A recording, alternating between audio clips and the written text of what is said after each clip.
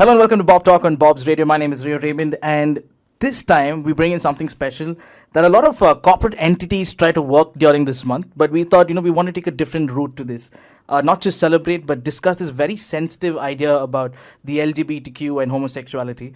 I've got Romal Laisram alongside with me. I didn't know this is going to be such a small role when I met you. There's so much of nostalgia that you spoke of offline and the kind of people that we know. It's a pleasure to just have you in the company of me. And also, I find like this is going to be a very, very healthy conversation. I hope, absolutely. Thank you so much for having me on the show. It feels nice to be the person not asking questions because I'm a journalist by profession and used to be an RJ. So I've been in your chair before, but it feels really nice to be on the other side. And about the Bangalore thing, I often say this, and I say this to everyone I know. Bangalore is the only city in the world with 1 degree of separation. You know one person and you know the whole city. So yeah, the 6 degrees become just one. 1 degree. That's Bangalore. I think that defines our city. So yeah. Well, now we'll just dive deeper into the topic of discussion that we have. June, the month of Pride. Mm-hmm.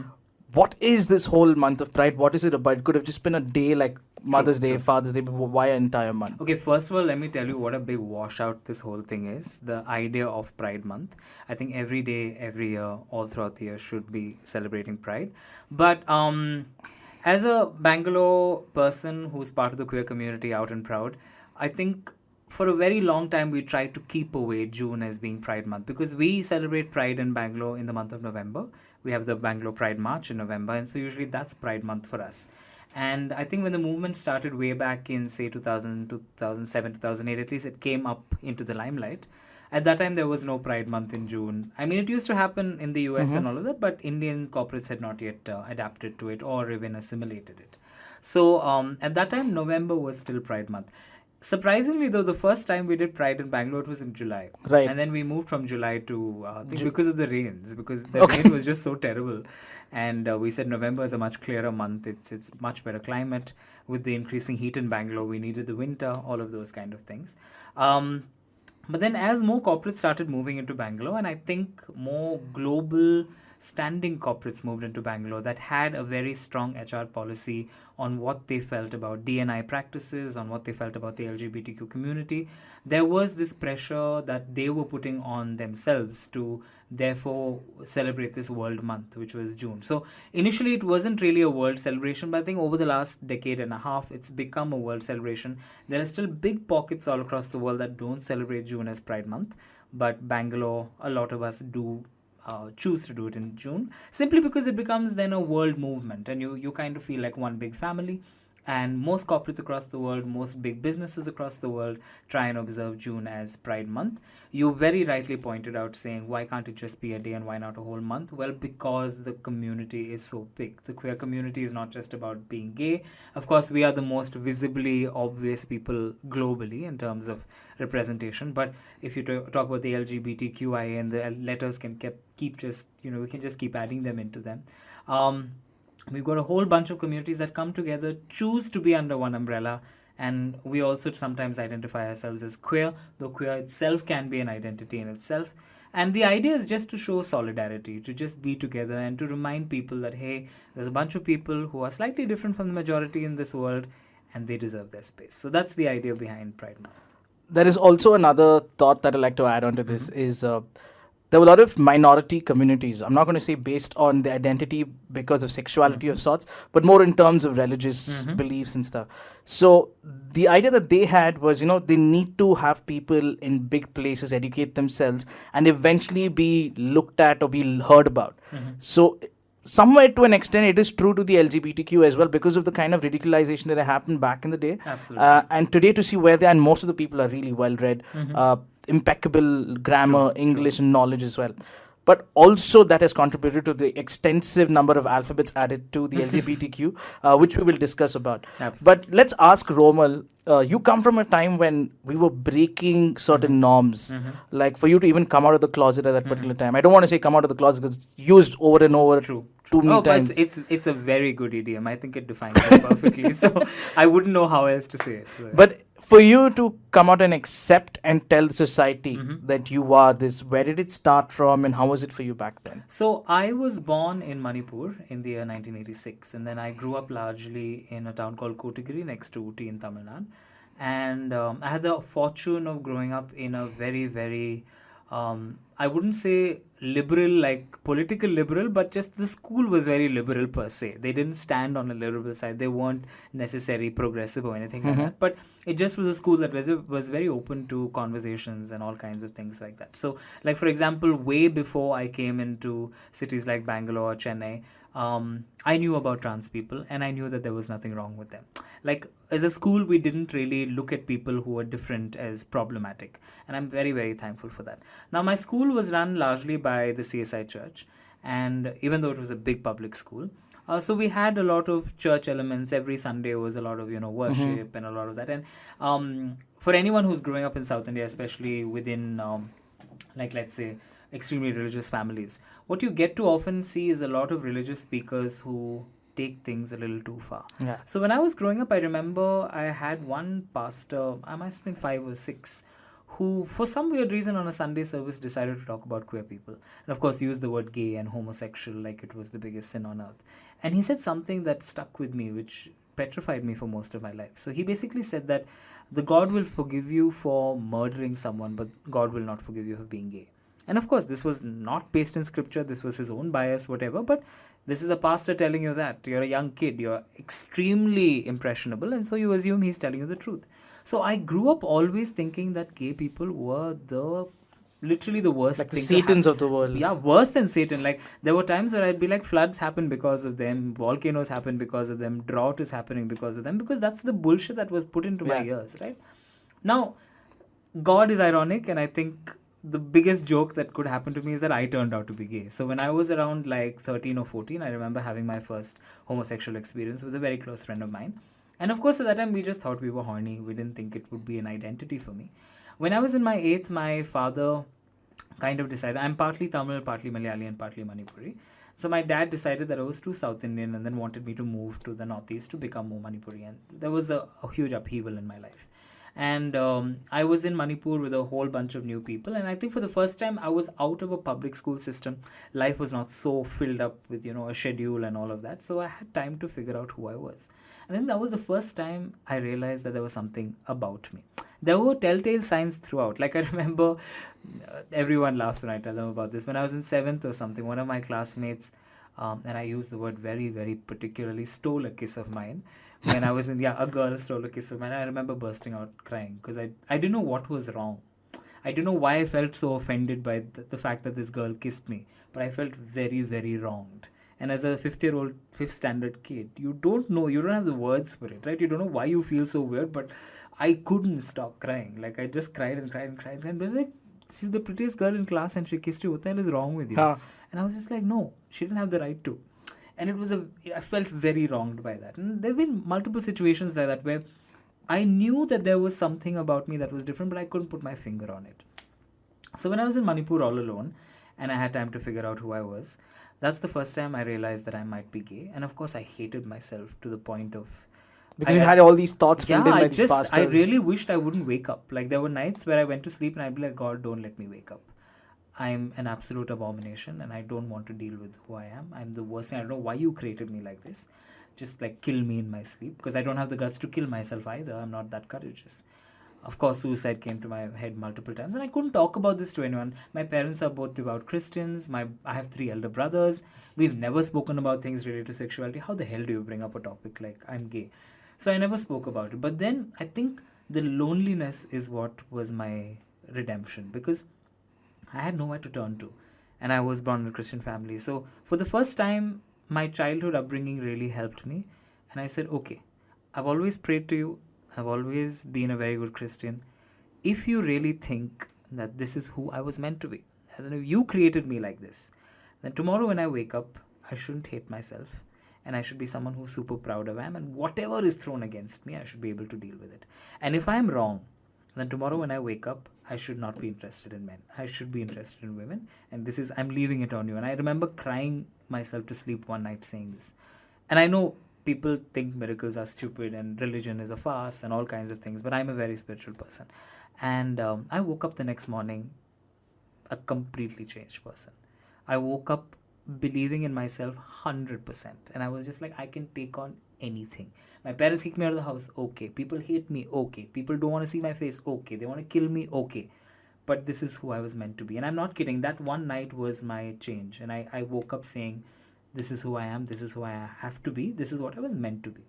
And that changed my life. And I was around 15 at that point of time.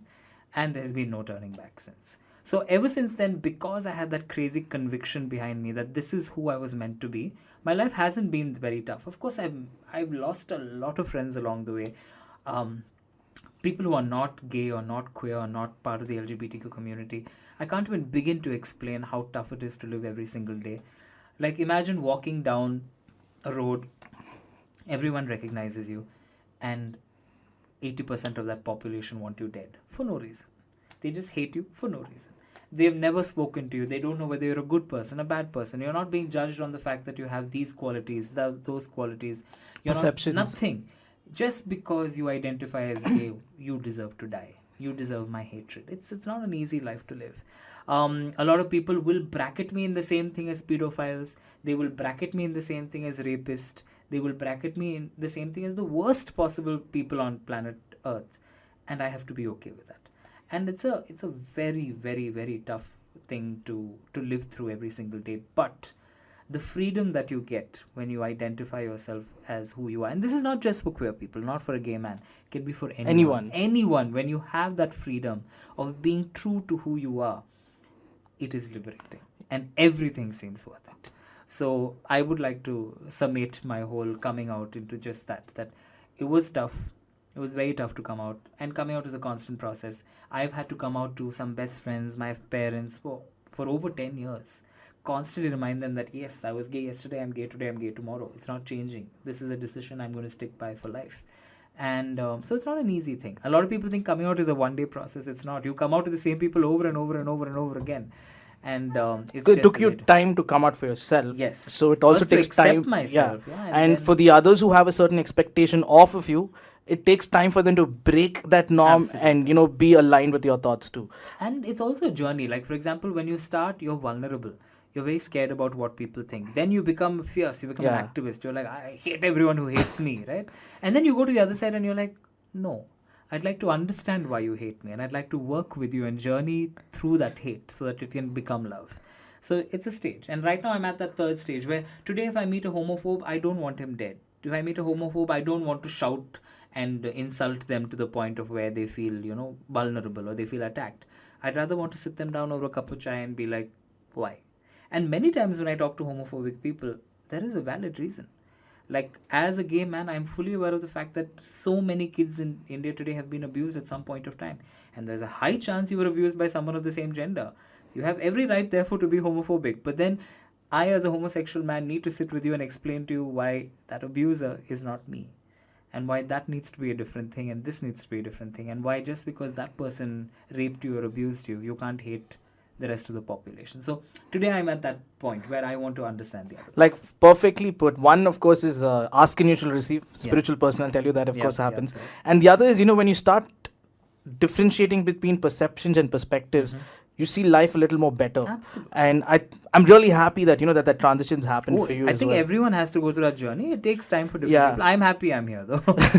Now, let's come to this part. Now, it's taken you a long time to advocate for this particular movement. I'm saying movement because otherwise it is a movement. Otherwise I said propaganda. To each his own, bro. Yeah. And the only reason I'm saying movement is because of this very amicable conversation I'm having with you. Now, let's come to the part that it's taken a while for you to come to this part, and over time you had faced a lot of repulsive behavior from people from across channels, but yet you managed to hold your strength together. Got people in. You've also given solace to a lot of people who couldn't identify with themselves. But there comes in a point in today's time, when I've heard this conversation with you as well offline, you said that, yes, we have overstepped somehow today. Now, the reason I'm bringing this up is because a lot of us today have become very receptive as a society, at least in the urban society, right? But somehow when you tend to go and talk to people from the community, it becomes very... villainizing of sorts. It's like, I should know who you are. And also the whole idea of being receptive to who you are, but you are not ready to be the idea of being of receiving me the way I am, to giving me that time to be receptive to your ideology. So that also is some of pushed people away from becoming a part of the community. Do you feel something of the similar thought? I think this is in turn with the whole world becoming a woker, becoming a lot more woke. Some people are absolutely okay with the way the situation is. Some people like me are still here and there. I'm on the threshold. Some people, of course, have a huge problem with it. They're like, why should the world be like this?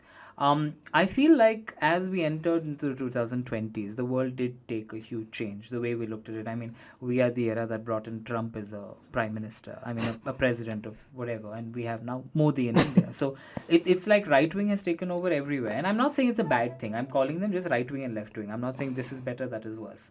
But I feel like fundamentalism is something that is becoming very important. And it can threaten a lot of people who are just used to the status quo, which is, I am unaware, I need to be explained to, I need to have the comfort of understanding things at my own pace. The problem is we're becoming a world that is increasingly separating from each other. Identities are separating us to a point of, we're going to a place where there's no turning back from, right? And sadly, the queer movement is happening at the same time. And so when the queer movement is happening, definitely it's also going to be affected by this global movement. So yes, a huge chunk, especially American-driven chunk, is all about you need to know my pronouns, you need to understand it, you go do your education, you go figure it out for yourself. Come to me as an all-accepting, all-understanding, all-knowing person. As a 37-year-old who came out into a country where people couldn't spell gay, I completely disagree, and I feel that it is equally responsible for the other person to learn and for you to also help them and teach them. That said, often you have to understand that the same people, and I'm not saying this is the majority, but a lot of the people who fight this, saying it's too woke, it's too problematic, are also people who are using it as an excuse to not change. Not change. Yeah. And that's a huge chunk. So as someone like me, I need to be aware of the fact of who I am catering to. Am I catering to the ones that I have no hope in? Makes no sense. How much ever energy or effort I put into that, nothing is going to change, right? However, I would like to cater to that gang who is actually inquisitive, who actually wants to be better human beings. And often more than not, because of that, even I have a problem with the community when people come up to me and say, you should know my pronouns. I'm like, no, I don't. People will be like, change your grammar to accommodate, my pronouns. It'll take time. I'm not saying I won't do it. We have always changed and ensured, as an English as a language, we've always made space for things, right? We will make space for pronouns, but you need to give people time. It needs to take a generation. It's not going to happen overnight. The fact that you've started the argument is great. The fact that people are knowing about it is great, but wait for change to happen. The queer community here in India, see, a lot of the movement today is driven by Gen Z and the generation between Gen X or whatever. Whereas a lot of us who are boomers and millennials, we came from a time where we didn't even have an inch of this acceptance, right? So for us, every small inch is a win. It's a big win, right? But for a lot of the generation that were born into acceptance, Yeah. the big win is not a big win. It's just a small thing. So I understand the perspective difference, and that's why it's so often for us to look at our history, look at our background. So for me, it's very easy to have a conversation with you and say, I know where you're coming from, and I understand where you're coming from. But for someone who's 21, it's not. They were born into a world of acceptance, of complete queer freedom. Let's just say they were born into a world of everything just handed to them on a platter. Yeah, I don't want to use the word privilege, but it is privilege in a way, right? And I understand where they're coming from, so I don't hate them for it. I don't think they're stupid because they're doing that. I just wish that they'd open up their minds and understand that change doesn't happen overnight. It always takes time. And this whole thing of accepting people for who they are and understanding their pronouns and gender, it will happen. It started. Yeah. Give it another 2 generations and everyone will be doing it. And that time for people to say I'm male and female will be a problem. Which is what I'm worried about. No, you don't have to be worried about it at all, because as I said, gender is identity. Sex is always going to be the same, right? We're not going to go beyond male, female intersex. But gender, let it evolve. Let it evolve to a point of absolute ridiculousness. It's good for human beings. Right now, when I said that, which is what I'm worried about, is because right now I'm in that frame of mind. Yeah. I'm accepting of anyone's sexual preference. You be who you want to be. We will never have an ideal world. You will always have people ridicule you. You'll always have people celebrate you. But it's where we find that middle ground of finding that balance of somewhere not hurting somebody by saying something, we still have people who say, stop being a gay fuck. I know. We still have people, hey, you're fucking such a homo kudi. Like, these are the words that will always be there. The word gay is still used as an insult. Insult. Being homosexual is still considered inferior. All of that. As a generation, it will change. Like, for example, a lot of my straight friends, and they're adorable people, the moment they see a hunky, well-built gay man who could probably tulp them, it just breaks their whole idea of what gay is. And then they're just like, bro, he's better built than I am. And I'm just like, yes, because gay does not mean effeminate. Gay does not mean inferior. Gay can be anyone. You can have a super masculine football playing hunk of a guy being gay. Half the people who people watch on TV today as their male icons are all gay men. Hugh Jackman is gay, for God's sake. Come on. So, like, people grew up looking at these people and saying, this is my ideal straight man. And he was actually gay. Well, the movement has done a whole lot of good. Yeah. Let me say, to be very honest, that there have been people who have come out and found support and stuff. But the save movement is somewhere lost its path, is what I feel like. When you have movements, see, first of all, the queer movement is so big. Like, people keep making fun and saying, how many more letters are you going to add? I don't take offense to it, but then I explain to them why it happens. So, we're the only umbrella movement in this world. I'll give you an example. The queer movement is so huge, and there are so many things within it. The specificity will blow your mind. Like, for example, there is no other movement in India that has a community of transgender people in the middle of rural Karnataka and Maharashtra who believe they are women because they were big bhakts of a Devi. And so they got married to the Devi, and so then they had to become women because only women can be around this Devi because this Devi hates men. And therefore they become queer, not because they're part of the queer community, not because they're Hijra, not because they're Aravani, not because they're anything, but their bhakti made them queer.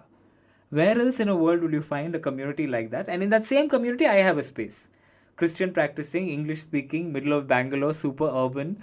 I am equally a part of the community. That person in rural Karnataka is equally part of the community. And we are the only community in the world that has space for everything. We're the only community that has space for allies. We consider allies a part of our community. The word ally itself means associated with. But we're like, no, ally is part of us. You are very much... This is also separation. It is separation today, as I always give this example, that to create an identity, you have to first of all say, I'm different from you. Once the separation happens, eventually you will get back into the manifold. Because it's as simple as this. For someone to identify a difference, they should be able to observe a difference. To make them observe a difference, you have to look different. So now we are saying we are different. But the ultimate goal of the LGBTQ community is one day that we don't exist. That one day the community ceases to exist and we're very much part of mainstream majority community. Because at the end of the day, sexuality, gender, all of these things are things that are not anybody else's business but your own, right? Today they're your business because I have to sit here and fight. Like, as you were saying earlier, that it's a little worrying when you think about male and female. For me, it's not worrying at all because I feel like because the queer community exists, say 20, 30 years from now, okay, gender was never meant to be black and white. It was always meant to be a construct that's different from biological sex. That's something you can't define. So either you're born male, female, or you're born intersex. That's the way biology is done. Of course, what your hormones in can be different, all of that. But there are some things that you can't fight with, but there are some things that are just created, and gender is a creation. It's a creation of man, right? So I feel like the more bigger gender is, the more amounts of different gender variations are there, the better for us to understand each other. Because gender basically tells you what you identify as and what you want to be attracted to. Simple. And that makes it much easier in a conversation. Like, I keep telling people that, I always want people to experiment at a very young age to figure out what they are in life, and then wear that tag proudly so that when you meet someone in the future, there's no confusion whatsoever. Say, for example, if you can say, I'm a homoromantic agendered person, which basically means you don't believe in male, female, biological, girl, boy, nothing. Homoromantic is you're attracted to yourself in some way. You're attracted to who you are. And when you say you're homoromantic, then therefore it means you can also be attracted to someone like you. So this is what is a little, I'm using the word alarming is because there is a construct. Yes, it's a social construct where we said, okay, we define what a man is, we define what a woman is. We don't have a problem with the kind of preferences that people have. But when you start putting in tags and when you start giving descriptions to it, Like, say, for example, pansexual. Pansexual and bi are pretty much the same thing. No, completely Like, different. from That's the exact point. So that's exactly so what that's what I'm trying to say. Like, when you throw in words like this and describe them, it's like there's too much to learn, man. Like, this is not, for example, this is not something that I want to do in a day-to-day life. I understand, but that's the argument that I'm saying. You don't have to learn. Gender is not for everyone to learn. It is for only people who see. Not everyone in the world is born with self-confidence and self-actualized identity where they're not questioning things. Like, say for example, there's a straight guy out there who's like, "Hey, I'm straight and that's it. And there's nothing else. Maybe I'll watch some bisexual porn once in a while or whatever. Maybe I like watching lesbians and on pornography, but that's about it. Will I actually be with lesbians? I don't know. Maybe I wouldn't. But it's very sorted. They are actually a minority in this world today. The majority in this world today doesn't know what's happening. Like, for example, a few days ago, I met someone hardcore straight, gym trainer, everything. And then there was one point where he kind of got drunk and he said, "I'm not attracted to everyone, but there's this one dude in the gym who looks like this. And what I think I'm attracted to is his femininity.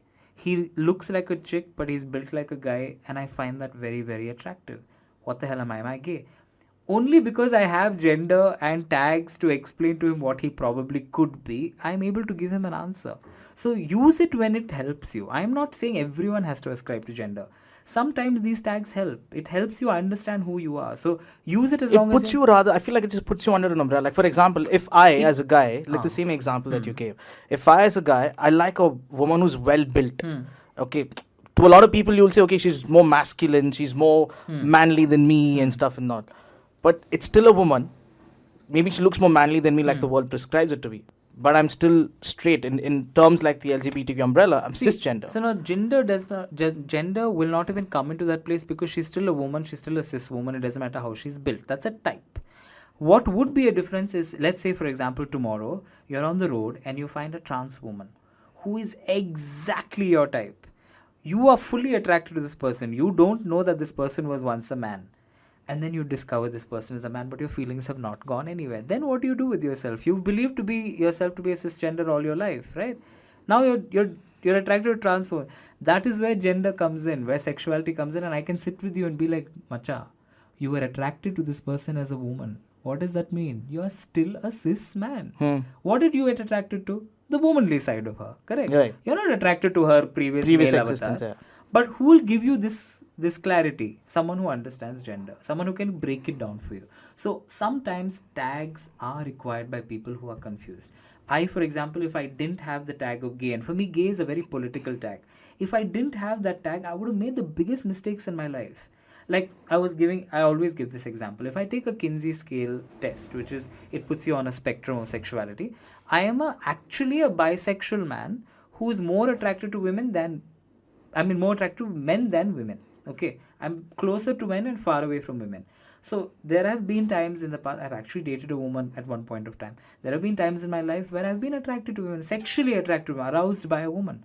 But now, because I have a political identity of gay, I held myself back. And I said, if I go out on a date with this girl, knowing who I am and how generally women tend to be attracted to me, because a gay man is basically everything you want in a man. Sadly, he's just attracted to men. So most women find a gay man very attractive.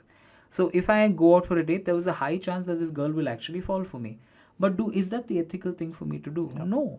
I shouldn't do that. What prompted me to stop doing it? The fact that I knew I was gay. The fact that I knew that I was more attracted to men. So sometimes tags help you. I completely agree. It's confusing as fuck. It is very confusing. Nobody is saying it's simple.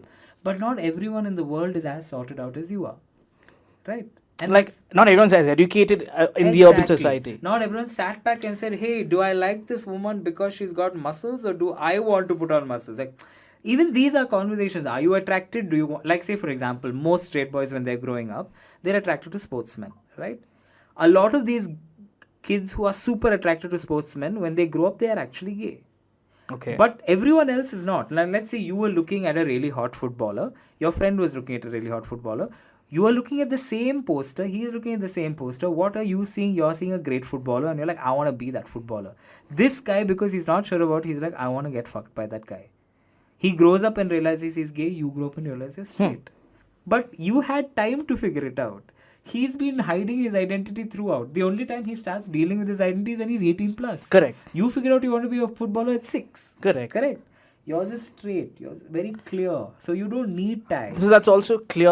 I mean, forget me, but I'm saying that's also clear that he is gay. That's a tag that again comes in. That's what the tag is. What finally gave him identity. Correct. So that's what I agree with. Okay. No. Like when you say your sexual preference is something I definitely agree with. Sexual preference, gender, all of them work with each other. So gender. Because this is for, let's say, for I'll break it down to this. not just me, but I'm saying the difficulty a lot of us find, like say in the straight world. Sorry to say straight world, but the difficulty a lot of us find is when you throw these terms, like even the example that you gave of the guy, and even for example, the trans woman example, I was attracted to the trans woman. Now I have a choice to take that forward or not. Maybe you say I don't want to pursue that because I have an idea that I want to have a family later. So that could be my thought. But there was someone who would also be, okay, I want to pursue this more on a sexual note, or maybe there's a really emotional connect that happens. So that is an individual choice. But if you put a label on it, it's again grouping them. So I will now give you the exact opposite argument. Now let's say the same thing. I'll give you the trans argument. So let's say someone exactly like you, even you for that matter, you came across a trans person, found them extremely attractive, and then you were like, okay, I'm attracted to the femininity within this person, so therefore I'm still straight. Now, when you have sex with that person, I hope this is an adult. Yeah, please. So if you're having sex with that person, you're going to play the role of the man. You want to fuck this girl, correct? Now, let's say you are not that person and you actually want to be fucked by the trans person. How are you going to figure out that that is what you want? You're only going to figure out when you say that there is that possibility that I am the submissive one in this relationship. That is where gender, your role, your sexuality all come together. And so some people having it very clear helps. So if I can go to a trans woman and say, listen, I am a submissive bottom cis man who wants to have a dominant trans woman as my partner, I will get exactly what I want. Instead of This is like going to a market and almost, choose. Yeah. Instead of therefore going through 10 trans women who all want me to be the man in the relationship, they want to feel like the girl and they want you to be the man, and you don't want that. But you don't have the language for it. Tags help you then, because you'll be like, this is what I want. Same thing with a gay relationship. Now in a gay, that footballer example we gave. Now say for example, now that kid who's growing up, your best friend growing up with you, some people, because of their attitude, when they're growing up and they're fantasizing about that footballer, they're like, I want to make him my bitch, right? But some people will be like, I want to be his bitch. The only way they can figure it out is when there's a tag to tell them, you are a submissive bottom, you are a dominant top. So then the rest of their life, they're pursuing exactly what they want. Imagine, and this has happened to me. When people see me on, profiles, on dating profiles, they'll be like slightly effeminate. So most of the time, people who are attracted to me are straight and bisexual men. Because they're like, I want to make this guy my chick. Like, they literally look at me as someone who they can be like the guy with, and I can be the girl. Then they meet me and they're like, oh, wow, he's not really like that. Now what do we do? Because I can't, like, then it's more like a bro kind of a thing. Or otherwise they'll be like, oh, so then can I be like the submissive one? And then I'm like, that's not really what I'm looking for either. But I can only have this conversation if I know what I want and I have a tag to it. So within the gay community, why a lot of the straight people don't understand tags is you don't need it. For us, we do. Because I'll tell you how much of my life I have wasted. Today at 37, I know I am what is considered a side, and I'm a submissive person. Which means in life, I'm super dominating. But in bed, I really like if the other guy can take control, right? And I'm a side, which means I do not want to indulge in anal sex or any of those things simply because I'm just like too much of attention, too much like it's too much jhanjat, too much preparation, not worth it. Like the times I have done it, it just did not seem worth it at the end of the day. Just like you're preparing for like 4 hours and then you get half an hour of fun. So what's the point? So I've reached that point where I'm just like, fuck it. I'm just going to be a side, which means make out, oral sex, whatever. You be with each other and just have each other's company. But I know for a fact that I'm submissive, which means I want someone who is queer but also dominating. I can tell someone in just one line exactly what I'm looking for right now and get what I want. It's taken me 21 years to reach here because I didn't know this in between. So often more than not, I would end up with a guy and he'd be like the most effeminate person on earth and I wouldn't even be able to get hard. And imagine how much sadness because you flirted, you've gone for dates, you've done, and then finally you're in bed and you don't want to fuck each other. Then what do? And it's not his fault. It's not my fault. I didn't know what he was. It's probably the description or not having an understanding. Yes. So, now, when you say this, that is I why have we dance. another Yeah. thought here. Maybe because of my structure of having this sort of a not upbringing, I would say a norm that we've had. You call this gender, but I'm saying these are requirements. These are labels that you say this is what I require. This kind of person I It am. comes under gender. So So that's gender what identity is maybe that. I'm programmed in that way, or maybe Yeah. most of us are. No, So I don't blame you, because for a long time in India, we didn't make a difference between gender and sex. If I asked you gender, you thought male, female. male, female. Asked you sex, also male, female. Clearly, there's a difference, right? The word gender we have been using wrong all this while, because gender is left on the person. Sex is, see, like for example, why do we use the word transsexual and transgender? Right. The ones who have post-operation. Correct. So a transsexual is someone who's gone through that sexual change, actual body change. Penis became vagina. That is a transsexual. And we don't even use the term anymore because we're like, it's irrelevant. Let's not use it. Transgender means someone who just identifies. You don't have to change the biology. So there is a difference, right? So it is important for these terms so that people understand better. In a straight world where you are living the, let's say, the biblical version of straightness, where, you know, man will be like this, woman will be like that, you know, textbook version, you don't need identity. A woman knows what she has to be to you, a man knows what she... But what if something changes? What if you're a man who's like, hey, maybe I want my girl to be dominated? Say, for example, how these kind of things also seep into daily life. A lot of men will tell you, my favorite position is cowboy. Why do you think men like cowboy? No work to do. No work to do, and who's taking charge? The one. Exactly. Is that accepted? You know, in one point in time, a woman ever rode a man in sex, she was considered to be a whore. And you could get her stoned to death. Because a woman's only position that was acceptable in bed is missionary, where you are on top and she is below. That's it. Her orgasm was not important. We've come from there to today where men are openly saying, I'm straight, but I also like women who will do a little ass play with me. I'm open to that. And you can be straight being that. But how do you reach there? Only when you have those terms. So now we have terms that only straight people use and we don't use. Say, for example, there's a term called pegging. Yeah, pegging is only for lesbians and straight men. It's not for gay men. We don't use the term. But because you have the term, tomorrow you can meet a chick and be like, I want to experiment with pegging, and she'll know exactly what you mean. You don't have to sit and explain. So some men, they actually... so that's my point. My point is tags can work for some people. They don't work for majority. I completely get where you're coming from. But some of us, sadly, we need them. My hope is 10 years, 20 years from now, we won't need them. Our hope is the same as well, because it gets a little too overbearing. It does for us too, but for us it's a choice of life, living life. For you it's an option. Yeah, for me, if I don't do this, I'm wasting 40 years. I'm telling you honestly, I have wasted more than 20 years of my life not knowing what I wanted in bed. Like, I knew I wanted men, but I didn't know what role I want to play. Today I know what role I want to play because I've done it for so many years. I'm like, okay, I want this.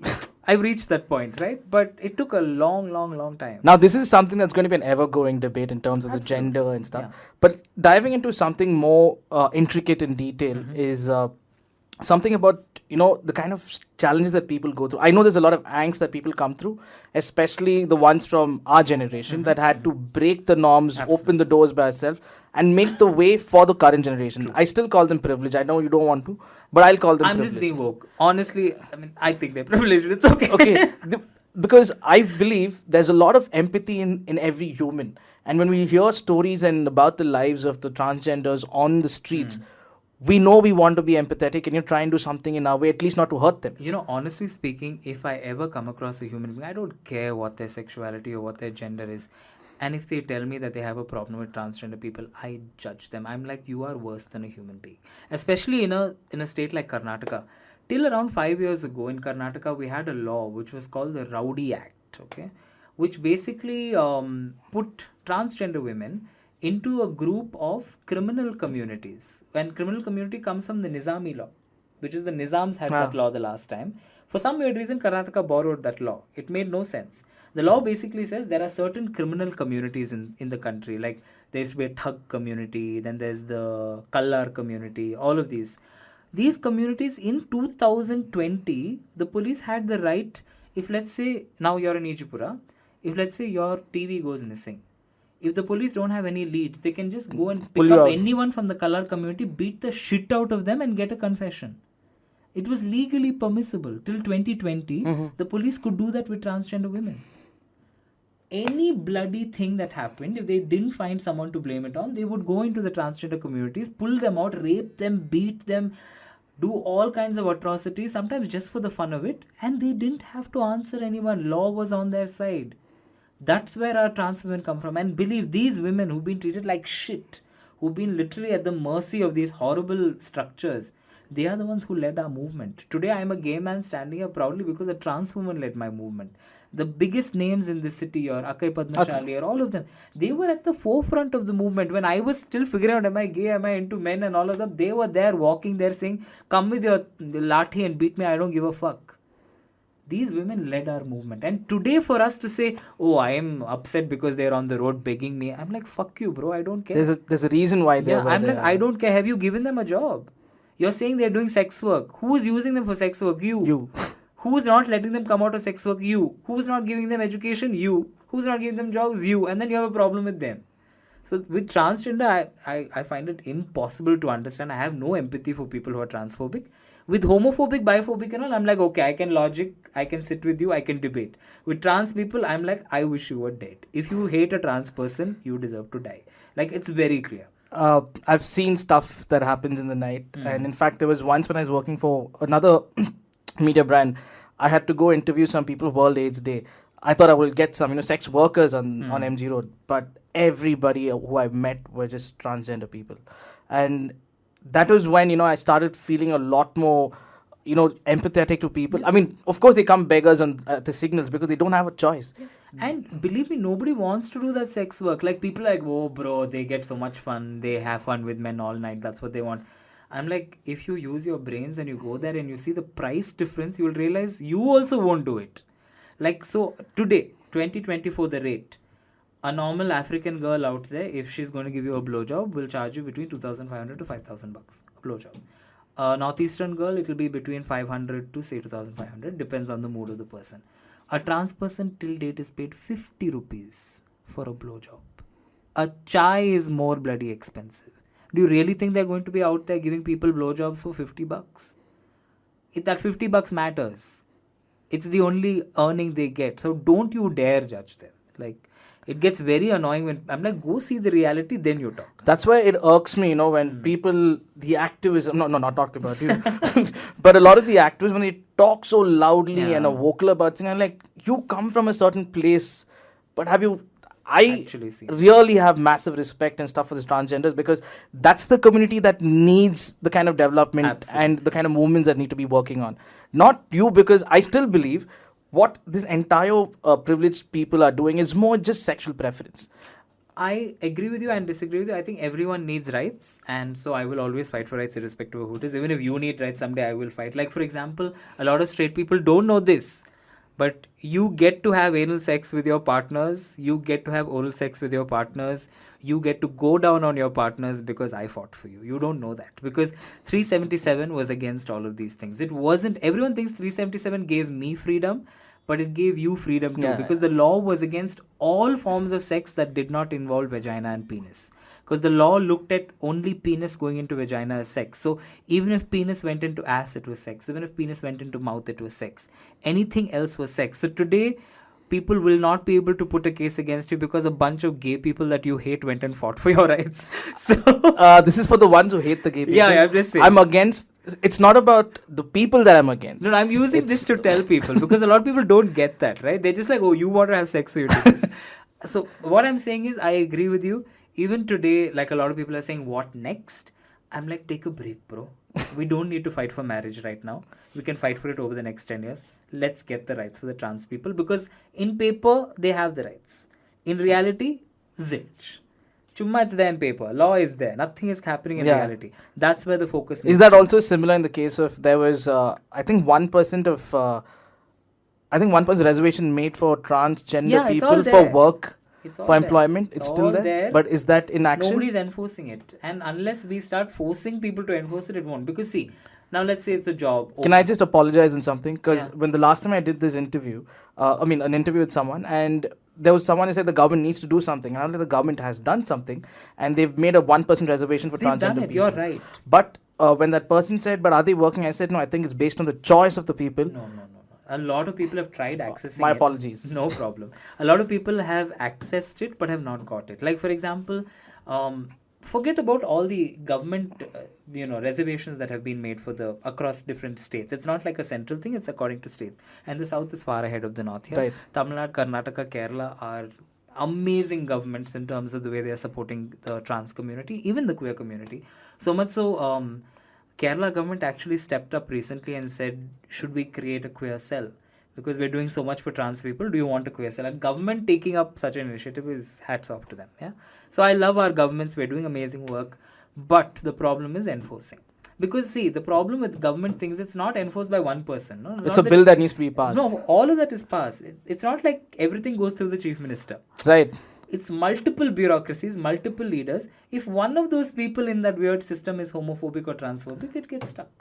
Are you serious? Is that the reason it's Oh stuck? my God, you have no clue. A personal agenda comes in all the time. There have been times where some of my friends have got invited, trans people have got invited by international embassies, and their visa got stuck because one of the officers, not even the top officers, some chotte small officer sitting in one, I don't know, Hebbal somewhere in Bangalore, is just like, she doesn't deserve to go, and just blocked it. And then it became my job to go and figure out where it got stuck and then bully them and then make it go. But India is still like that. Our bureaucracy is still so complicated. I don't want to say patriarchal, but still a little Too complicated. Yeah, there's still old school thoughts. Yeah, and everyone has too much power. So your tehsildar has the thing to decide whether you live or die. Like, for example, I myself, I'm suffering with Aadhaar because I have a birth certificate input that doesn't have a PIN code on it. Okay. And for me to get a new version of my birth certificate with PIN code, it's taken me more than 6 years. So you can imagine then how tough it is for, trans people to access all these government benefits. Like, they've put in a lot of schemes across the country, some are central, some are state, but nobody's able to access it. At least, are they able to vote these days? In states like Karnataka, where you've got like your akka and all who are fighting day and night to get them voting cards and Aadhaar cards and ration cards and all that, yes. Not the case all across the country. So it's in pockets, bits and pockets.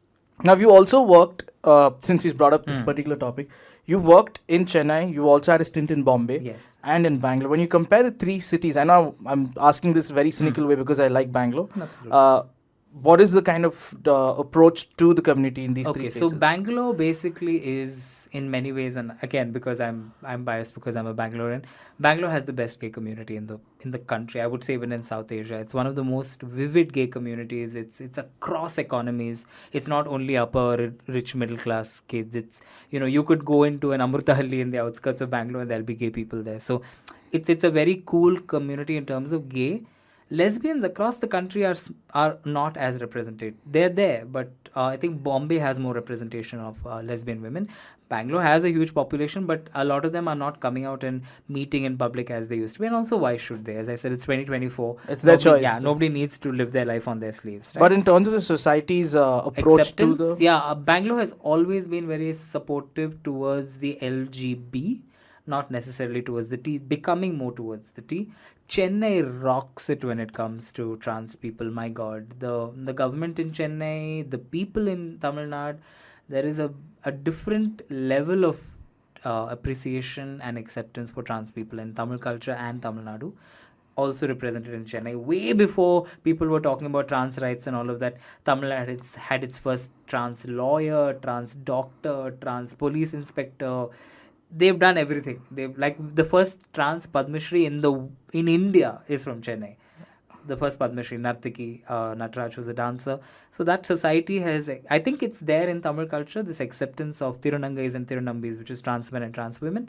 And so I think it's kind of boiled down into today also. So across the world, wherever you find Tamil populations, if they know anything about their culture or they know anything about their literature or anything about their religion, they're very respectful towards trans. And it's not like the North Indian respect. There it is like call them to do your puja, give them money. In Tamil culture, it's not about that. In Tamil culture, it's way beyond that. We look at them as intellectuals. We look at them as special people. We look at them as closer to God than the rest of us. So Tamil Nadu is great when it comes to trans people. Kerala is great with everyone, largely because Kerala is a progressive state, but also the largest amount of transphobia and homophobia often is in Kerala, simply because as a community, I think Kerala has a huge problem with communities that are different from the mainstream. Right. Yeah, so that's just a problem in Malayali culture. But otherwise, if you look at it, it's one of the most open. People often laugh and say that the whole of North Kerala is bisexual, and there's a huge there's a reason behind it, because people just look at sexuality so different there. Like I remember one of my colleagues, I work with the New Indian Express, and one of my colleagues recently, when he went to North Kerala, and he said, something that really sticks with you in North Kerala is how well everyone's dressed. And that's partly because everyone is so bothered about the way you look, the way you present, the way you groom. It's a very North Kerala thing. Right. So a lot of people say Malayalis are good looking. I often tell them they're not necessarily good looking than everyone else. They just groom better. Right. Like if a Malayali guy has a beard, it's well maintained. If a Malayali girl is sporting a certain hair, she's looking after it in a proper way. The amount of effort they take in oiling their hair, looking after their skin. Tamils will do nothing of the sort. I mean, as across Tamil Nadu, we're very non-shallow. We're people who just no, it's about literature, it's about, bothering about sports, about studies, those kind of things. There's one thing here I'll have to confess is I'm a hardcore Bangalore boy, yeah? And there's always a rivalry between Chennai or Tamil Nadu and things going to be here. I for always thought that Tamil Nadu or Chennai is a very regressive regressive way. in terms of gay and bisexual and all of that, but very progressive in terms of Transgender. Okay. Bangalore, because we are a largely anglicized city, and a lot of the town part, what we call the cantonment, we were largely Christian for a long time. So a lot of Christian ideologies have come into our culture. So for example, we're largely, if we're transphobic today, it's because of how the church has influenced us. Islam was very transphobic for a long time. Now a lot of Islamic scholars are also saying, there is a word apparently of how I'm not sure if it's in Quran or in the Hadith or whatever, which says that trans people are the closest to Allah. Mm-hmm.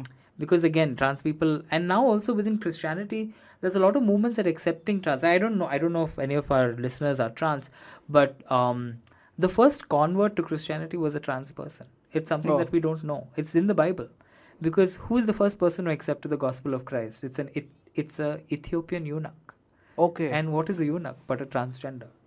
So the first person to get the gospel of Christ was a eunuch. So when Christians say they have a problem with transgender people, you'll be like, if Christ didn't have a problem to give the gospel the first time to a eunuch, who are you? This is something, which I told you often as well, and I would have no shame in, debating this. If people, as a Christian, you go back to the Old Testament, it's very regressive. Very regressive. It's completely against the empowerment of women and ridiculing the space of women back in the time, right? But over time, the New Testament has come in, and also over time, people of the faith also have evolved and been very receptive. So this was bound to happen. Exactly. A religion has to change. Yeah. There's no point in religion being stuck in the same place. Be it Islam, be it Christianity, be it Hinduism, Buddhism, Jainism. If you don't change with time, you're going to become irrelevant, right? So I'm not worried about that. I'm just saying that Bangalore is probably not that is not so accepting of the trans community, because in Bangalore largely trans community is a very economic thing. Most people of the transgender community come from economically backward communities, right? Only in Bangalore, whereas in Tamil Nadu it's not the case. You can be from a very rich family, you can be from a really upper caste family, you can be from anyone, and you can be trans. Whereas I think we see that in the gay, bisexual and lesbian community in Bangalore. Other than that, I think Mumbai is a very thriving city, has great acceptance, simply because Mumbai is 80% outsiders, 20% people from the state, and so there's a lot of influx of culture. Mumbai also has a very strong trans community. Some point they were even considered a mafia. That's strong. Oh, yeah, and then Delhi has its own. Delhi is problematic to everyone. So forget about the queer community. Delhi has a problem with straight people also. So, tell me who they don't. yeah. Now, So when we talk about in the community, there's a notion amongst people. I hate to talk about perceptions because I'm always someone about perspectives as well, right? There is this idea that has been spread across that, dude, people in this community are very promiscuous. They're jealous of each other. There's no sort of unity amongst them itself. Is that the case? And what are your thoughts? Three different things altogether. Promiscuous, yes. I think I call this rebellion. Like, say, for example, what is the easiest way for you to show rebellion against mainstream society? Do what mainstream society tells you is wrong. One of the biggest things in India, taboo is sex. Yeah, so of course, sex becomes your language of liberation. That putting it as a blanket rule and saying that is everyone, no. There are a lot of people there who are not looking for sex all the time. I would love to be in a monogamous relationship. I would love to have one single partner. Sadly, I don't have the benefit of that. At 37, I can't be asexual and walking around. So obviously I will have to have multiple partners till I find the correct person. But that does not mean I don't want a committed relationship, or I don't want a marriage, or I don't want anything. At the same time, I don't represent the whole community. There are a lot of people who are like, marriage is for straight people, it's not for gay people. I don't believe to that. I believe marriage is for everyone. So different perspectives within the same community, different politics. Then you'll have the people who are extremely left, liberal, who'll be like, marriage is the cause of all problems in the world. I don't necessarily agree. I think a good marriage is a good marriage irrespective of how you conduct it. Similarly, you'll have all kinds of people coming into the community. About the community being a toxic place, it's basically logic. Say you're a 21 or a 20-year-old person who's come into the community, okay? We were talking about this earlier. Say I'm a 21-year-old boy, I came into the community, I'm feeling vulnerable, my parents don't accept me, I'm feeling really shitty about myself. Who are the people that you think I will find solace in? It's clearly not my own age who are feeling as shitty as I am. I will go for an older lover. Now, an older lover has been in my place before this, where he has been young and vulnerable. He's met an older lover who's treated him badly. So it becomes a terrible circle. You were treated badly, so you will treat the other one person badly. You treated that person badly, so you will treat the next person badly. Very few people are willing to break that chain, because you have to be conscious to break it. Today, even though I was treated like shit by many people in the queer community, I was ridiculed about my looks, my position, how I talk, the fact that I don't have two front teeth. Anything and everything can be used against you, right? And it can be used against you with viciousness. Because the whole world is against you. What do? Your only way to be horrible is to be horrible to Somebody else. Yeah, you can afford to be horrible. Let's say you're a straight guy, I'm a gay guy, we are both in the same class. I can't afford to take panga with you. You'll beat the shit out of me because you're a straight guy, you're the majority, you've got your gang of friends. I'm the vulnerable kid here, but I'm feeling really shitty and I need to be mean to someone to feel better. Who will I be mean to? My own community. So it's like that. It's a terrible situation. The only way to break out of it is for you to become a little bit more evolved and realize that you're part of the problem. So that happened to me also much later. For a long time, I was this paka Christian kid. No, I'm better than everyone else. So the moment I met someone who was behaving badly, I'm just like, I won't talk to this person. I'll be super mean to this person. I'll be super bitchy to this person. But as I grew older, I was like, shit, I'm becoming part of the problem. What happened to me, I'm giving it to someone else. And so I break it here. I break the circle right here. So you're absolutely right. When people say the community can be vicious and mean and toxic, absolutely true. Just yesterday, I had to break off a friendship with someone I knew for 14 to 15 years because the community was able to bring in a toxic element into our relationship as friends. And imagine a 14-year-old friendship got broken. So it is a very, very toxic community. But what else can happen? When you're only surrounded by negativity, it takes so much more to be a positive person. You're saying you can't walk out of the community? I When can. you look at this I sort can, of, and but today because I you are a certain I am at a certain level where I don't need the community, so I can walk out. Similarly, like how I don't need to go to church, so therefore I can afford to say I don't care what the church says, right? When you're in a point of privilege, you can do what you want. But what if you need these structures? What if you need to be within the community? You need that support. I don't need it, so I can show the middle finger and walk off. But not everyone is there. 99% still needs it. And sadly, the community is very negative. There is a 10% that is very, very, very nice.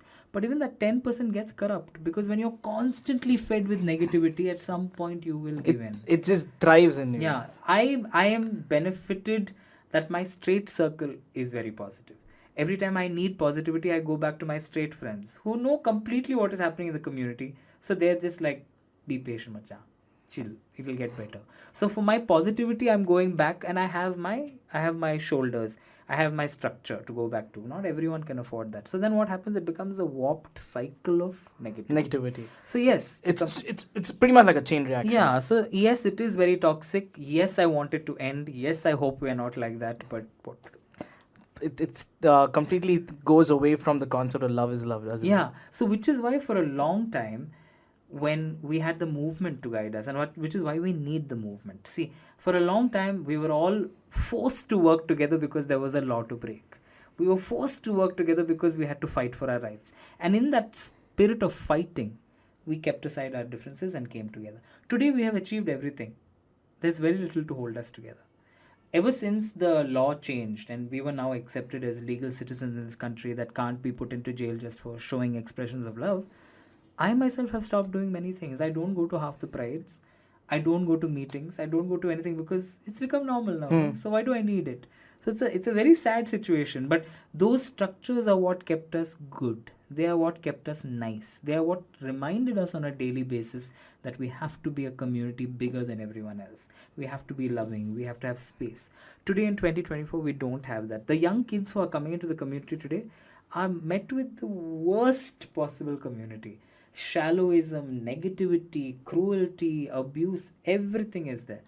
How do we change this? The only way to change this now is, at least I'm hoping by 2030, we don't need to be in the closet anymore. Right. We can live our lives out in the open. See, for example, now, when you're in a straight relationship, let's say you have a girlfriend and let's say you beat your girlfriend for some weird reason. Will your friends keep quiet? Your guy friends will beat the shit out of you. Your girlfriends will ensure the whole world knows you beat your about it, girlfriend. In the gay world, we don't have those structures. If I decide to beat my partner, only my partner knows. And even if someone else knows, what they will do is, instead of solving the problem, they'll be like, break up, bro. You deserve better. They'll tell that kid, you deserve better. This is also somewhere, it's not just there, but it's also in terms of the straight world as well. People don't fight for their love anymore. It's just It's about, changing. It's everyone wants an easy way out. But at least there are structures there. Like, let's say, for example, in a relationship and you do something wrong. You do know there's going to be one person who will be like, Macha, you fucked up, sort it out. I don't have that also. Now we got Meeta if you ever want. No, as I said, I've got like the straight world to do it to me, but I know 99% of the gay community doesn't have it. Most people will be like, it's not worth it. Just break up. So that's also something I believe is stemming off from here into the straight world. Is it could be either way. Both. Yeah, I don't know what's feeding off both, but both are getting worse. So Yeah. I don't know. We're living in a time where we've lost patience. We've lost the fervor to love the right way. Relationships turn to situationships. All these things are going to be back and forth. Like, I was talking to a Gen Z person the other day, and I honestly wanted to take a break, go into the bathroom and cry. Not because of anything else, not because it affected me, because this was a 18-year-old girl who was madly in love with a guy. And then she's just like, yeah, he texted me, but I should respond only after 48 hours, or otherwise I'll be really cringe. So I literally sat with her and I was just like, aren't you madly in love with this boy? She said, yeah. So I said, why the fuck do you care if it's cringe? She's like, no, if I respond to him now, then he'll think I'm not worthy of pursuing. And I was like, desperate. Yeah, I was like, if I had to date at that age in that group, I'd be a mental wreck by now. But you know why the reason is like this? I don't know. I don't want it to be. The reason for the way it is because social media, there are a lot of self-proclaimed love gurus, spiritual gurus, who put content onto social media And all nonsense. saying not to do this or not to do that, and people are consuming all this. Like, what happened to the good old time when you liked someone, you went out of your way to show them you liked them? What is wrong in it? If you like a girl, don't message her, don't sound what? desperate. Like, what? Bullshit. Like, I keep telling everyone, what is the point in being in a relationship if you don't enjoy being loved? Like, I want to shower the person I love with affection constantly 24/7, and I want that to happen to me.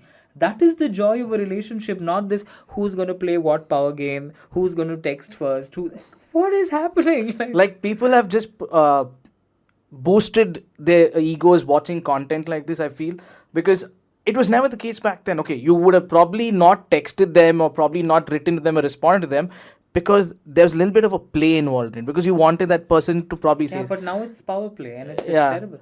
Imagine when this generation becomes parents. I'm petrified of thinking of what is going to happen. Which is what I believe won't happen that easily, is because everyone is gone into a very pet-loving driven society, and procreation is not something that seems like a priority at this point. Honestly speaking, if looking at the current situation of how parents are, I don't think it's a bad thing at all. I think with the way generations have changed, the way parents are, nobody has time for children. Nobody is giving them the kind of... There are times where I look at my own family and the way some of them are raising children, and I have questions, and I'm just like, you were not raised like that. You were not raised to be stuck between four walls.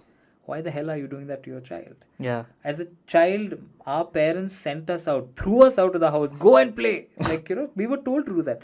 Suddenly, why are we not doing that?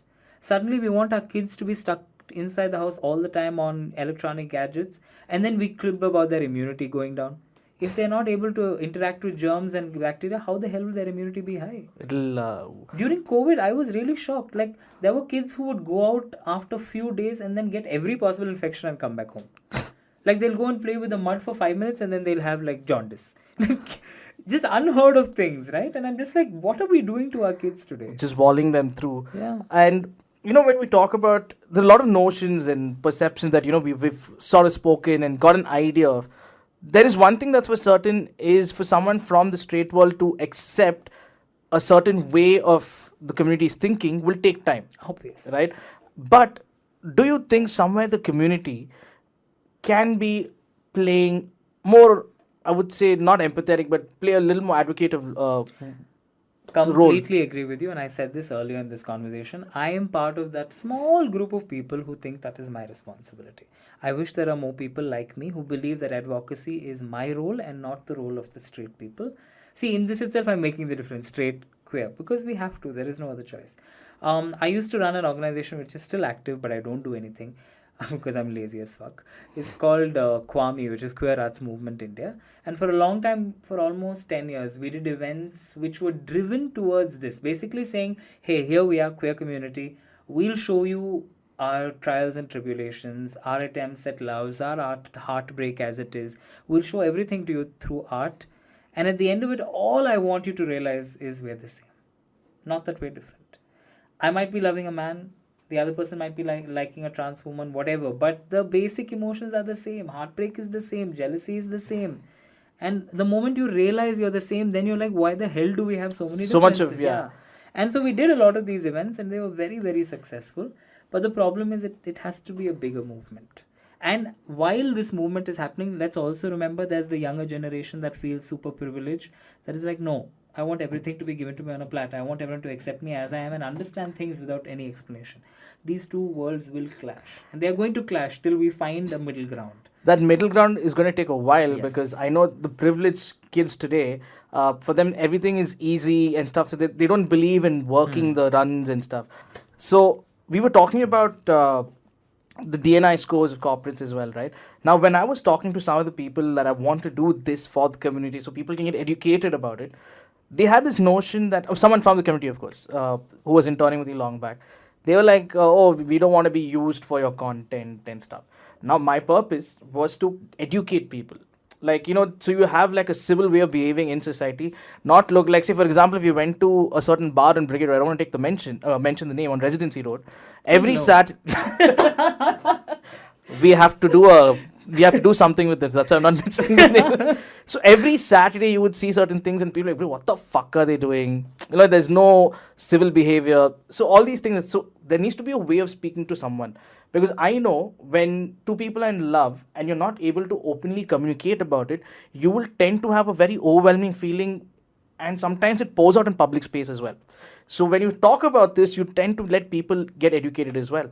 So these people say, no, we don't want people to, use us and stuff. And then you see brands today who are using this to get validation, to get appreciation. Like, say, I had bought a pair of sunglasses last year during the month of June, and I got it with one full parrot green color sunglass, the cover, and at the side there was an LGBTQ flag. Now I'm like, why are you force fitting it into me? Imagine, we as a society in Bangalore, at least, when they said we're imposing Hindi or speak Hindi, we're against it. Anything that is forced upon is always going to be rebelled against. So when you force fit it, something like this happens, okay, it's a corporate score and all that. What does the community think of something like this that is happening, where the corporates try to, get you involved? Oh, what a great job. So, you used the word propaganda earlier, and I think all communities across time have always used propaganda as a way to get their message across. Now, if a brand decides to put an LGBTQ sticker on their box and send it to a random customer, you can't blame the community for that. That is their choice. No, none of us are forcing anyone to do that, right? They are saying we want to look as allies, so we'll do it. It's like when Coca-Cola comes out with rainbow packaging. If you want to pick up the rainbow thing, you pick it up. You don't pick it up. We can't stop a brand from showing what allies it has or what larger ideas it has. Like, for example, now, if some brand decides to be pro-Palestine, you can't be miffed if you're pro-Israel, right? That's their choice. Let them do what they want. So that's something I don't think you can blame the community. No, I'm not blaming the No, I'm just community. saying it's a brand thing. It's up to them. They are benefiting from it somehow. Let them do what they want. The other side, which we're talking about, The community. yeah, the community. So there are always two sides to the same story. So, for example, when you take Shangri-La specifically, as we spoke about that, Honestly speaking, I am a minority within the community, within the queer community itself. I am someone who is not very comfortable with over the top behavior or any of that. Even flamboyance, too much to a certain extent, does put me off. But then I think that's just because old school things like that. But I have learned over the years that it can be very, very liberating for so many other people to behave like that. For example, I am not very fond of drag performances. I find them too loud, too in your face. I'm someone who believes in more indic forms of dance, so like let's say Bharatnatyam or something. For me, that is art. I'm not denying drag is an art, but I'm just like it's not the kind of It's art. your choice. Yeah, it's a choice. But I have seen that most drag events, you'll find a lot of straight women because for some weird reason they find a performance like that liberating. They find the flamboyantness of gay men or the space that they are given in the company of gay men to be loud, brash, completely psycho and mental. They find that liberating. And so what can be liberating for someone can be irritating for someone else. And so I have realized that in the larger picture. For many, many years I would often be that person saying, but why do you have to be so loud? Why do you have to be so flamboyant? Why do you have to dress over the top? But then I realized that for different people, expressing themselves is such a different thing. For me, expressing myself comes in subtlety. It comes in blending in. It comes in people looking at Romal and saying, oh, what a dignified person he is. That Right. is for me expression. For someone else, they're like, oh my god, he's a bundle of joy and madness, and that's what they want to be. And I think the queer community allows you to be those things. You can be an introvert, you can be an extrovert, you can be an ambivert, you can be over the top, you can be absolutely annoying, you can be a sweetheart, you can be gentle, you can be soft, you can be quiet. And everything is equally acceptable. So it can be offending to a lot of other people, but I feel like people have been able to find liberation via the queer community.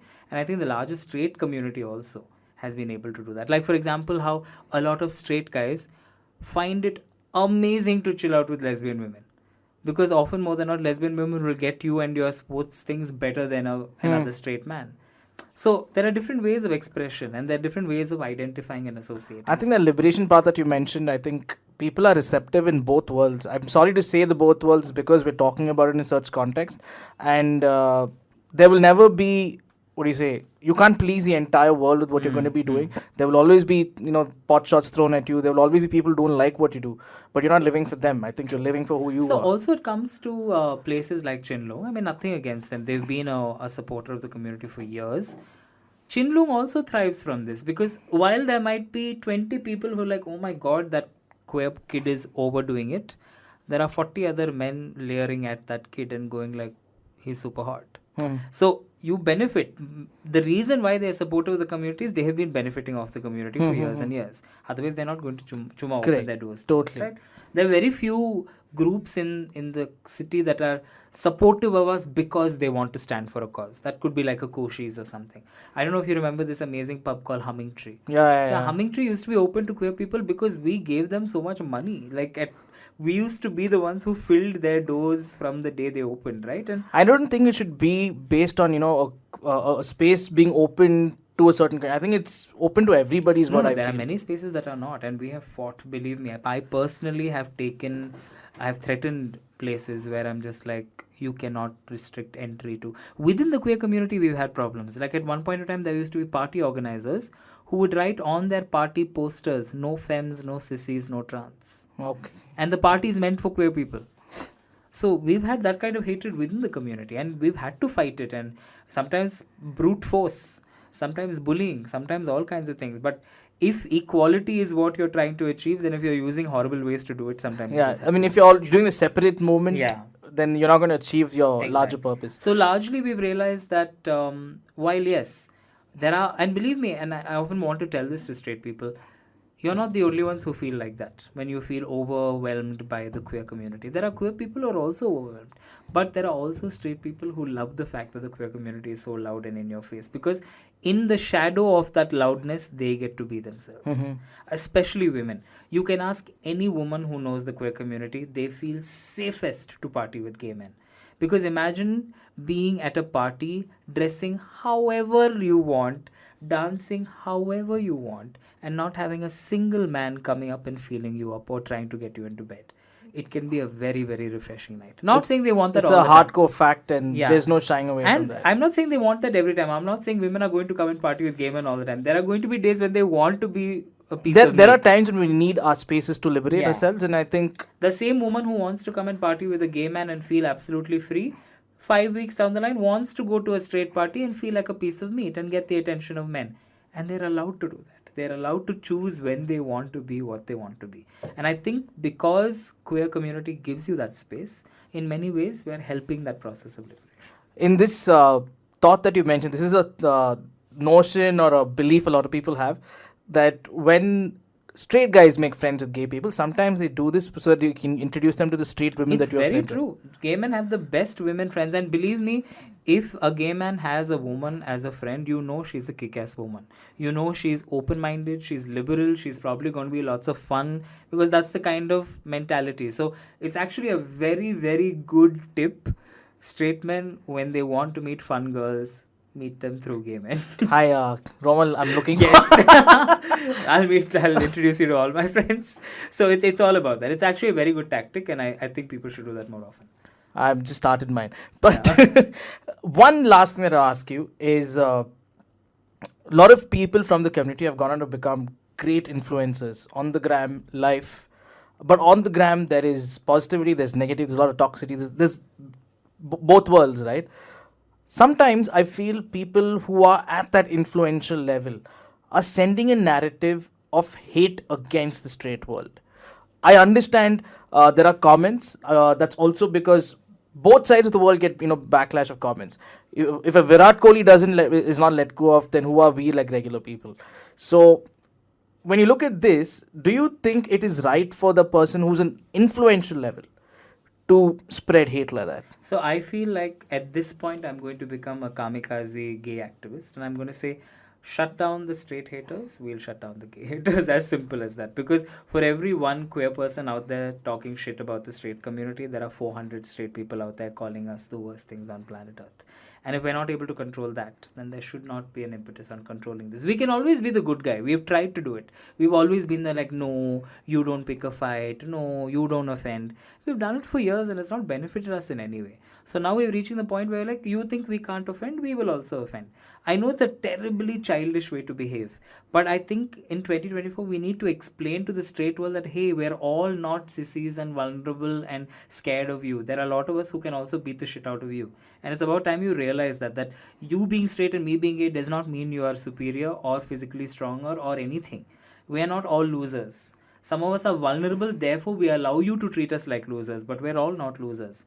For every bully that you have there, kid that you have there that you can bully, there's a Romal who will come and bully you out of sheer boredom. I will bully you only because I'm bored, nothing else. But I will do it to show you that I can do it too. On another tangent altogether, though, I feel whether you're a straight influencer, whether you're a gay influencer, whatever you are, if you're talking about things that you think can be problematic or you think you're going to be affected by trolling and comments, just switch off your comments. Instagram, Facebook, everything allows you to switch off your comments. Just do that. Say whatever you want. Become as famous as you want. Don't let anyone give you that. See, for example, last year when there was the whole Meitei versus Kuki thing happening in Manipur, I was one of the few people who was writing against the majority. Now, after writing that, when people were trolling me and calling me names if I acted like the victim, I'm an idiot. So what did I do? Every time I put up a post, I shut down my comments because I don't want to know what you think, bro. I am talking facts. Right. I will put my information out there. Whether you like it or not is none of my business. My job is to give out my opinion, right?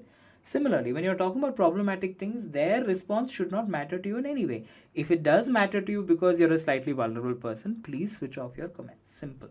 Because I do not like this whole thing of victimizing, then feeling bad, then committing suicide.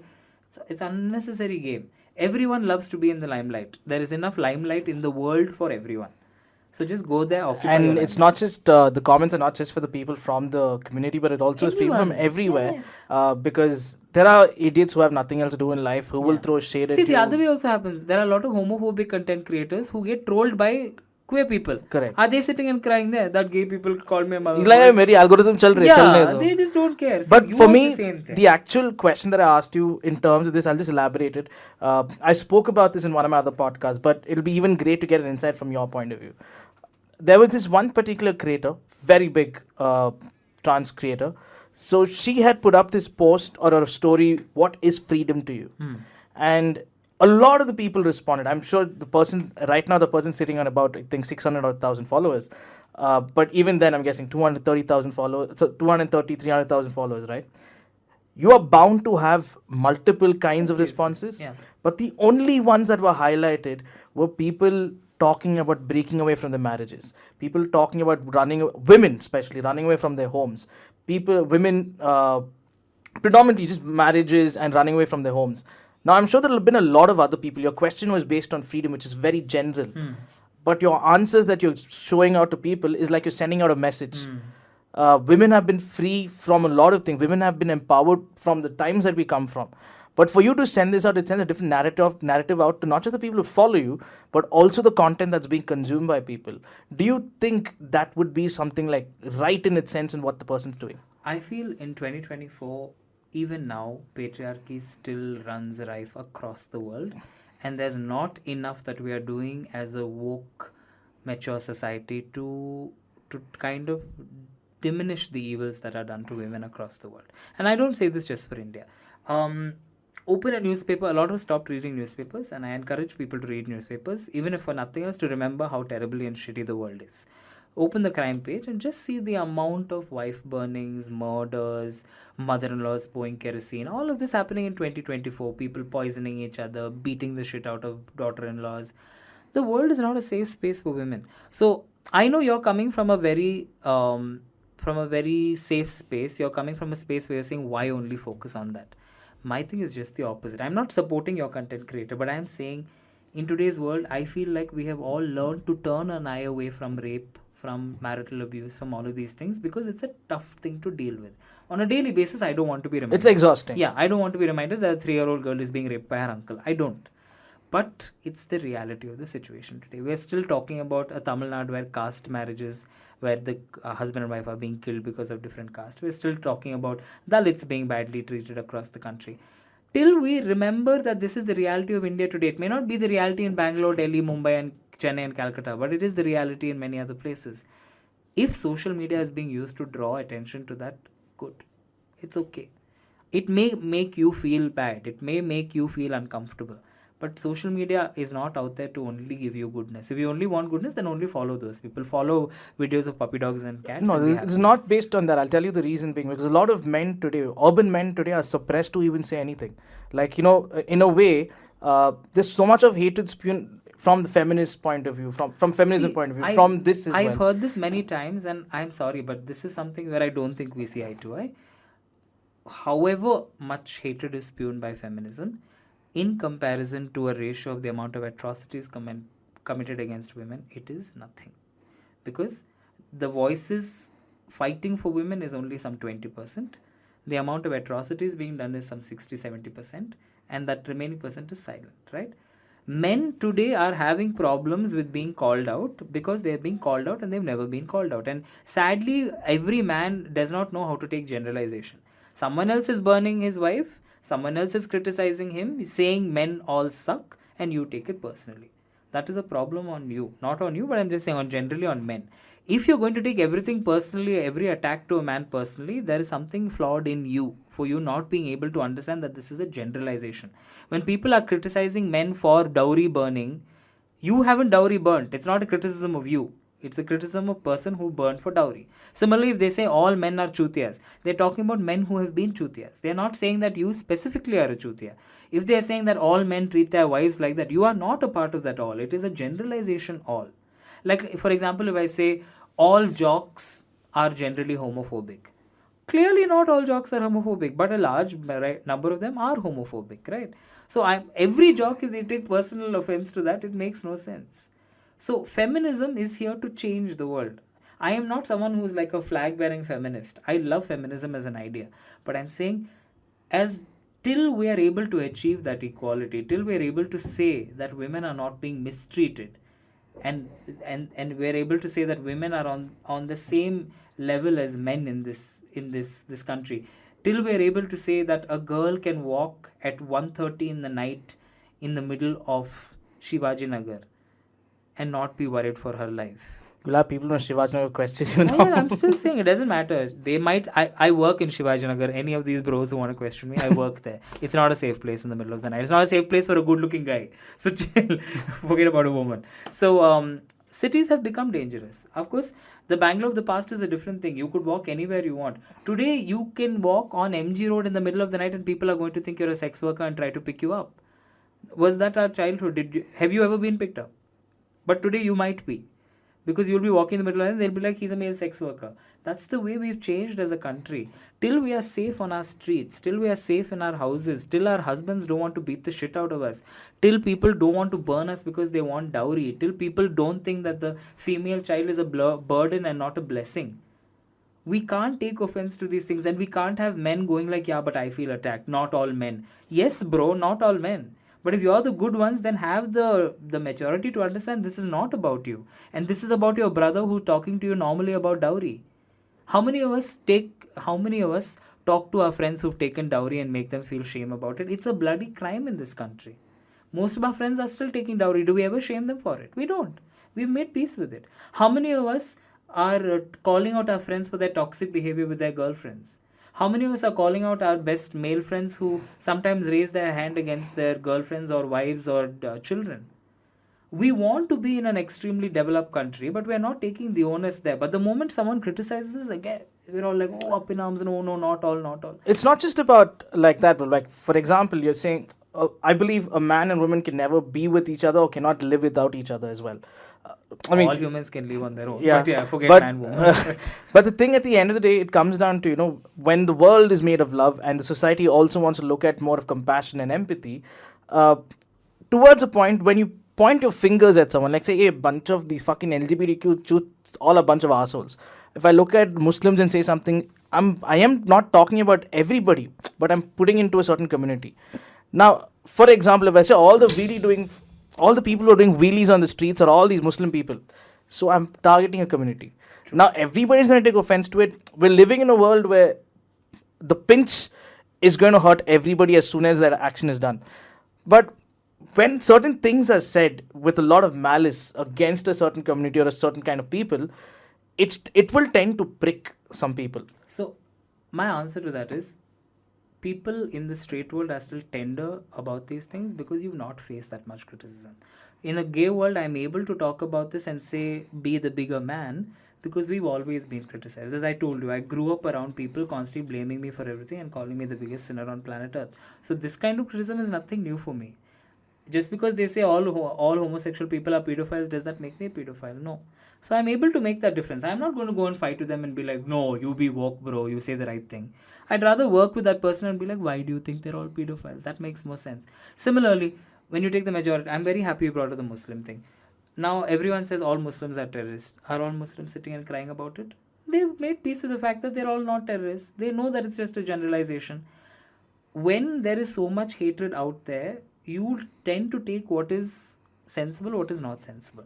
When it comes to feminist criticism of men, it is still required. Sadly, it is still required. It is required. I'm not going down the ones who are actually playing No, the but right the feminist moment card. you're saying that there is the correct and the wrong, there are the actual sinners and the non-actual. No, I'm not going down that. Maybe I just put it wrong. What I'm talking about is some who are pseudo. They way too loud and blow everything out of proportion when that's not even the case. There have been cases, there are a lot of pseudo feminists as well who are actually, like, I would say, a bit of a poison to the actual movement of feminism, which is about equality, to put women out there in places and get them empowered. See, my answer to you simple here is, if a woman is talking about feminism versus a man talking about feminism, first things first, a woman has a bigger say because she's talking about feminism. Let her do what she wants. It is about feminism. She is talking about her opinion. She has every valid right, whether it is wrong or right. Whether she's loud, whether she's not loud, that's up to her. If you don't agree with her, ignore her. If you have a better way to talk about it, you talk about it. Like, for example, when the feminist movement was becoming really huge in India, a whole bunch of actors started that men against abuse. Actors went on the street. So that's a positive way to go, If you're saying, see, you want to say that all men are not it, so then you show it. How many men today, when a drunken man is beating his wife in the middle of the road, will go in and stop? How many? Most people will be like, it's their family issue, you don't get into it. As a gay man, I will go and stop. I will get beaten by that man, but I will stop it. Because I've reached that point where I'm like, if you can't act, shut the fuck up. Right. So that's my answer to all of this. If you feel like the women are criticizing men too much and you represent that small faction of men who are doing a great stuff, do more, bro. Please. I'm not saying this to you. I'm saying this to all our do more. Go out there, make men better. Sadly, years and years of patriarchy has made men some of the worst people on this planet Earth. Let's remember the same men that we are fighting for are also going and raping 3-year-old kids, 3-month-old infants. They are also men. They are also brought up in the same patriarchy. Somehow, because they think they have the right to do that, they are doing it. You are choosing not to do it because you're a grown-up gentleman with an ethic in your head. But you don't represent the whole of mankind, right? You don't. Totally. Yeah. So for every criticism, there's going to be that rapist, kid rapist, and there's going to be you who's fighting for women. Instead of focusing on shutting up the person who's criticizing you, do more of the good. Get out there, be the better man. Let's hope 100 years from now, women can turn around and be like, my strongest support is my boyfriend. My strongest support is my husband. My strongest support is my male best friend. That's the reality I want to be. And it shouldn't be a thing of... Man and woman. Yeah, it shouldn't be like, I'm protecting you, I'm your... No, it should just be like, this guy is a genuine guy. This is a gentleman and he's there to protect me. I can protect myself, but I'm happy that I know that there's someone there.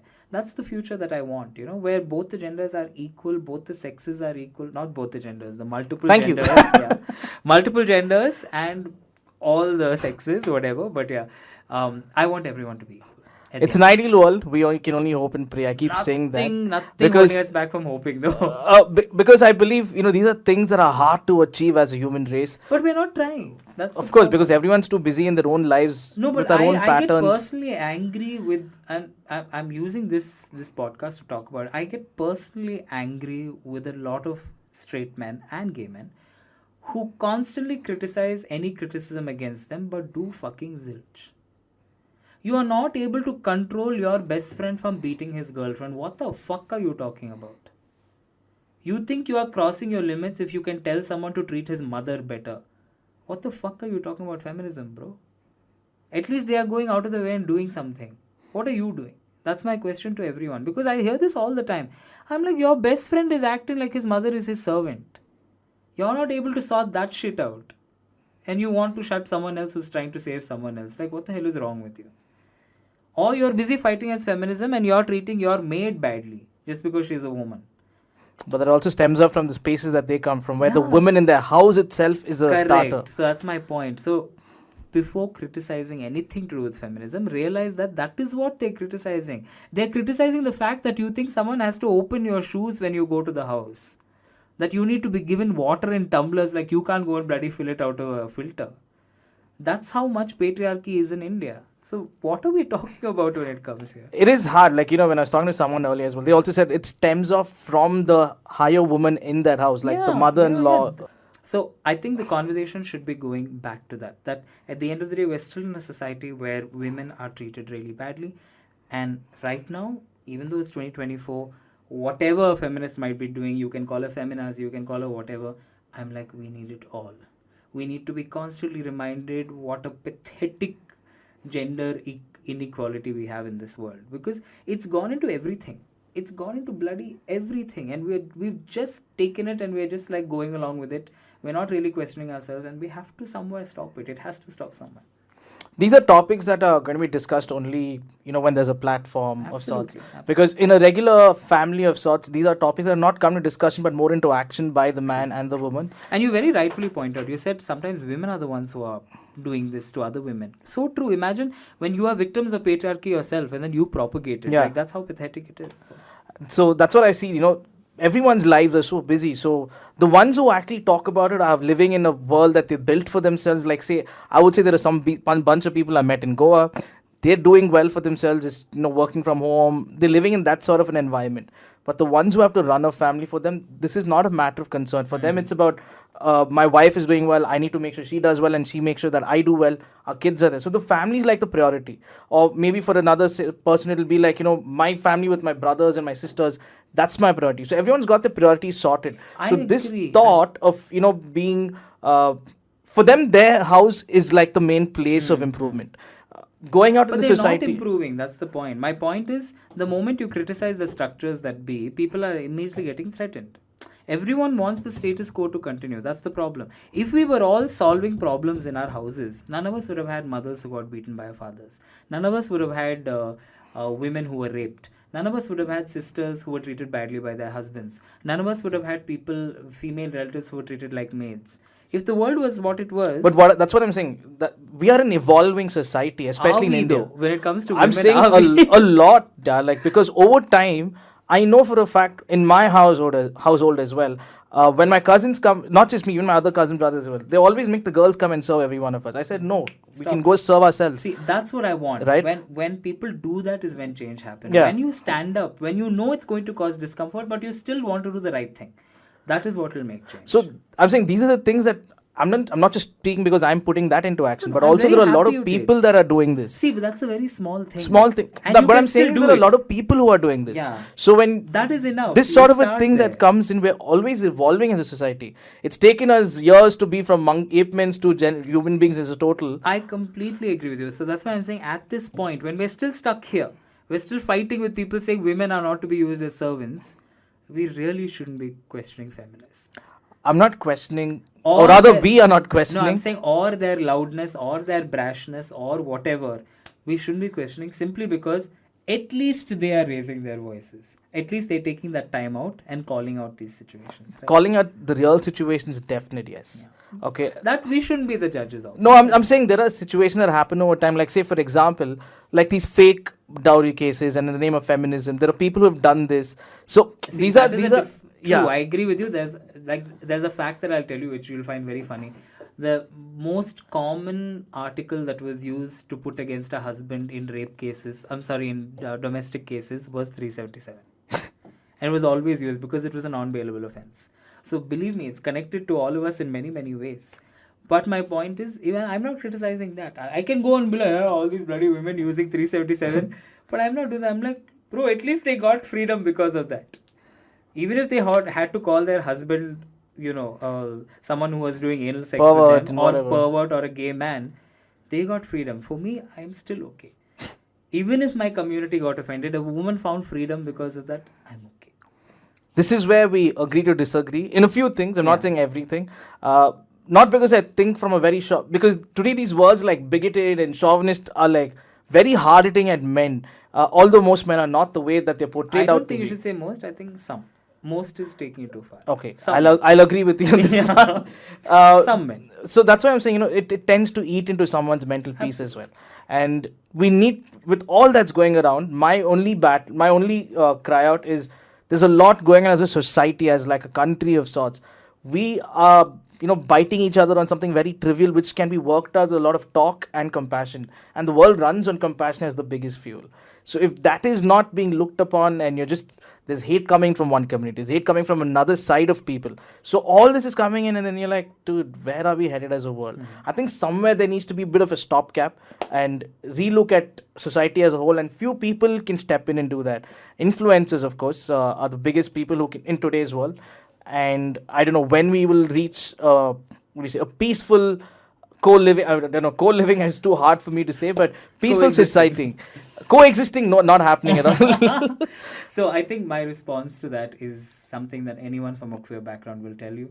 And it's something that I really believe, that when it comes to change, it takes all kinds.